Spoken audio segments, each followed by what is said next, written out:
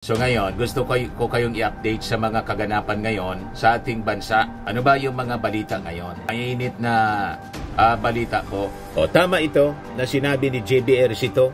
Senate duty bound to start VP Duterte impeachment trial. Alyado ng mga Duterte o sumusuporta sa mga Duterte. I-kwampo ninyo nga. Hindi ko masyado kabisado itong si mga kababayan sa interview ng Inquirer. Sa sinabi ni Senator Jinggoy Escudero na sunod-sunuran, parang sunod-sunuran yung House at yung mga gusto ni House Leader regarding the impeachment. I know, right? What happened? Hindi, ano naman tayo? Ito na yung mga tao ang sinisigaw nila. Convict! Convict! Convict! Sana now!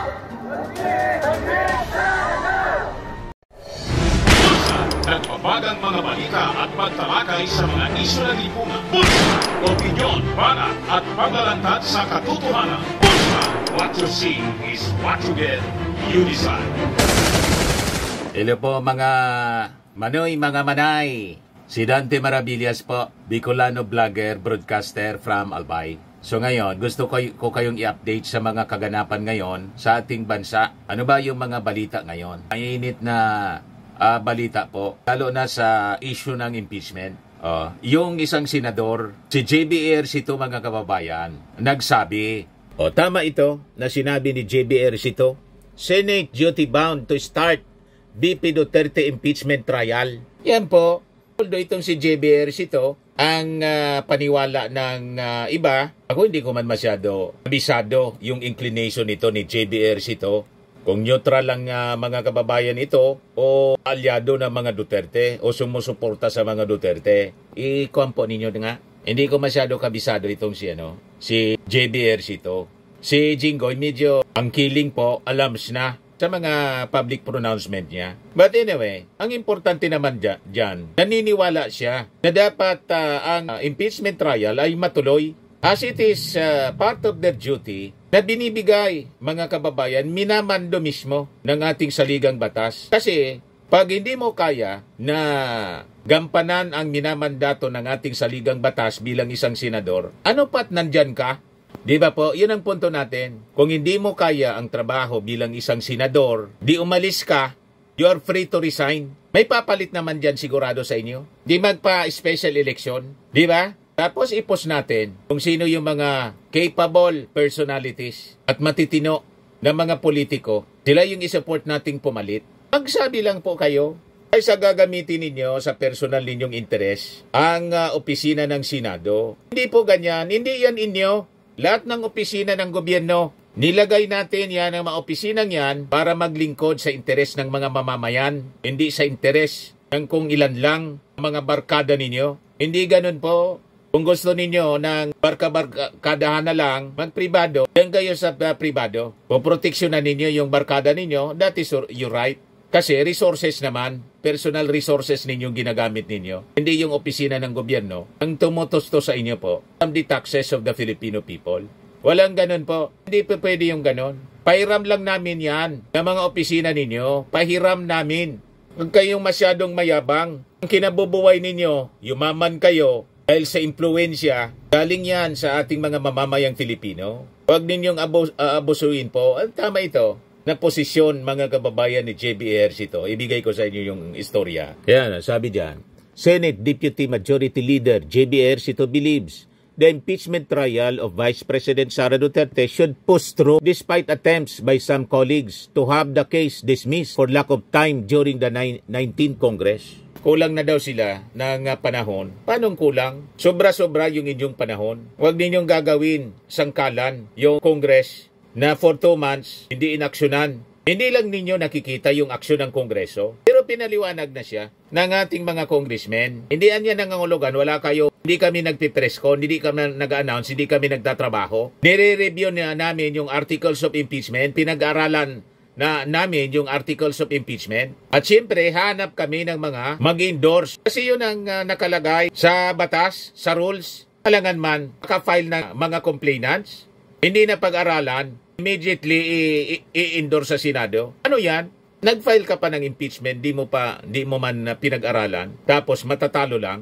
So, importante na pag-aralan. Yung unang complaints, ang daming articles, sobra 20 yata. So, sinummarize na lang po, nilagay nila, 7 na lang po na articles of impeachment. Iyon ang in-endorse, mga kababayan sa Senado, na di na dumaan sa Committee on Justice kasi yun naman yung rules. Pag nakakuha ng 1/3 ng members of Congress, 106 yata yon, 215 yung pumirma. Ang unang pumirma si Sandro Marcos. So 2 months man lang, ginagawang dahilan, mga kababayan, ni Chis Escudero. Inupuan daw for 2 months, kaya wala niyang makapagdikta sa amin. Bakit? Sino nagdidikta sa inyo? Mali yung sinasabi ninyong dinidiktahan kayo ng Kongreso. Ang sabi ng Congress, ang bola nasa kamay na ninyo. Walang pagdikta po kay Martin. Report ng GMA News. Para kay House Speaker Martin Romualdez, dapat respetuhin ang desisyon ni Senate President you Chis see? Escudero at ng Senado patungkol sa impeachment proceedings laban kay Vice President Sara Duterte. We have to respect the decision of the Senate President and the Senate. Yung sulat sa akin ni Senate President Chis Escudero is pretty straightforward. Kaya yung impeachment complaint ay nasa Senado na. So we leave it to their sound discretion as to how they want to proceed and conduct, no? Ipinagpaliban ni Escudero ang pagsisimula ng impeachment proceedings ng ilang May narinig kayo na dinidiktahan? Pinapabayaan niya to the sound discretion ng Senado. Impeachment case, hindi siya nagdidikta. Sabi nga niya, nirerespeto natin na niya yung desisyon ng Senado. Ang bula niya, nasa kanya na. Nasa kanila na, bala sila. Kami, tapos na yung trabaho namin. Ganon din yung mga members ng Congress belonging to the majority. Tapos sabihin ni Chis Escudero, nasanay na daw, nadiktahan sila ni Speaker Martin. Sino si Speaker Martin na magdikta sa inyo? Ng mga senador kayo? That is a false accusation, mga kababayan. Hindi natin maintindihan kung bakit galit siya kay Martin Romualdez. Nagsiselos ka ba, Chis? Kasi si Martin Romualdez, maraming sumusuportang mga congressmen na may direktang influence sa mga distrito all throughout the country. Overwhelming ang support. At piniperceive ng ilan na baka successor, very close sa ating Pangulo. Kasi pinsan baka yun siya ang i-endorse na successor ng ating Pangulo. Alamang ganon, mga kababayan, pakinggan natin yung sinabi ni Congressman Paulo Ortega, mga kababayan, sa interview ng Inquirer. Sa sinabi ni Senator Chis Escudero na sunod-sunuran, parang sunod-sunuran daw yung House sa mga gusto ni House Speaker regarding the impeachment. I know, right? What happened? Hindi, naman tayo. The speaker is our source of inspiration and our mentor and our guiding light. Siya po ang leader natin dito sa camera. Camera. Dami kasing camera. Siya po ang leader natin dito sa camera. At nag-statement naman na po ang ating speaker na sinabi na po niya, it is with the sound discretion of the Senate, and ang tagal ko na rin po sinasabi sa ating mga briefing natin before sa mga press call na it is a leadership call and it's a call to action. So, yun lang po ang masasabi ko.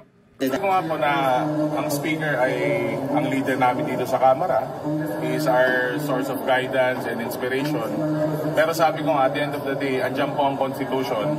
At kami po ang mga congressman, meron naman po kami kanya-kanyang pananaw, meron po kami kanya-kanyang opinion. At gaya po ng opinion ng mga counterparts namin sa Senate, nire-respeto rin po namin sila. At dapat respetuhin din po nila yung opinion namin dito sa Kamara. Pero sir, just to be clear, walang bas-bas o walang utos si Speaker kung ano yung gagawin ng mga congressmen. Kasi parang ganun yung implication. Parang inuutosan punoon ni Speaker yung mga congressmen. Wala pong inuutos sa amin si Speaker. Push yung trial. Wala. Push yung trial. Wala. And it also undermines na parang si Speaker lang yung may gusto ng impeachment. Hindi naman po ganun. Sabi ko nga, may kanya-kanya pong pag-iisip ang mga congressman.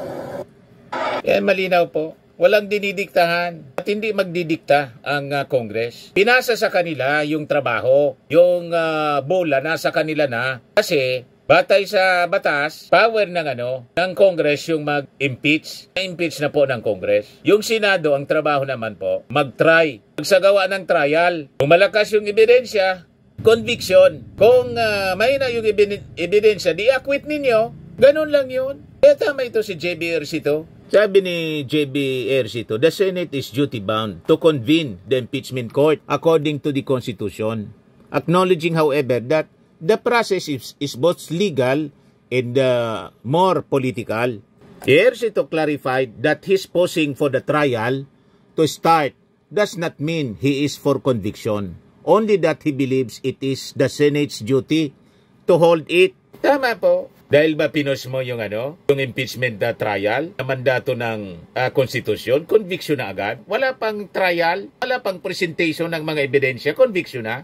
Ang masama, mga kababayan, yung wala pang trial, acquittal na. Nagsasalita na si Amy Marcos, si Bato de la Rosa, si Marcoleta, dun sa tribuna niya sa Dahig. Yun ang posisyon niya. May posisyon na siya to acquit. Wala pang presentation ng ebidensya. Wala pang pagbasa ng sakdal. Mga bias, mga kababayan, dapat ang senator judge impartial. Kaya dapat nga, sabi natin, ulitin ko na naman, somebody from the prosecution panel should file a petition before the impeachment court asking them, these senators, to inhibit from sitting as senator judge. Kasi wala pang hearing, wala pang trial, may judgment na sila, acquittal. Anong klase mga tao yan, mga kababayan, pagsasalaula ng kanilang posisyon bilang mga senator judges? They should be disqualified to sit as senator judges. Yung kampo nga ni Digong gustong ipa-disqualify yung dalawang ICC judges. You see? Ano yung base nun? Parang yung nagdesisyon na yung sa unang petisyon, hindi pabor kasi sa kanya, hindi pabor sa mga Duterte, gustong ipa-disqualify. So, kung yon, sabi ng mga judges, mga professionals anya kami, parang sinabing, hindi kami tulad ninyo. Yung kampo ng mga Duterte gustong ibalik dito. Ibalik ninyo kung kaya ninyo. Without trial, bring him home na, bring Duterte home na, sabi ni Amy Marcos. I-kaladgarin mo, i-extract mo, alin mo dito, try mo. You see? Tapos ngayon si Amy Marcos may planong palitan si Chis Escudero. Open daw siya sa Senate presidency. Yan Senator Amy open to become next Senate President. O di, sige. Pero ituloy mo ang impeachment trial kung ikaw ang Senate President. Senator Amy Marcos said she is open to become the next Senate President if her colleagues choose her, though she is not actively pursuing the position. May nakisuyo lang sa akin na ako na lang daw tatakbo. However, she said he is listening to the platforms of Senate President Chis Escudero and former Senate President Tito Sotto, emphasizing the need for a solid agenda and strong fiscal oversight. Nakikinig ako sa mga kandidato, si SP Chis, tatakbo ulit, si former SP Tito Sen, nagre-recruit din, lahat sila nangangampanya, nakikinig ako, klarong plataforma.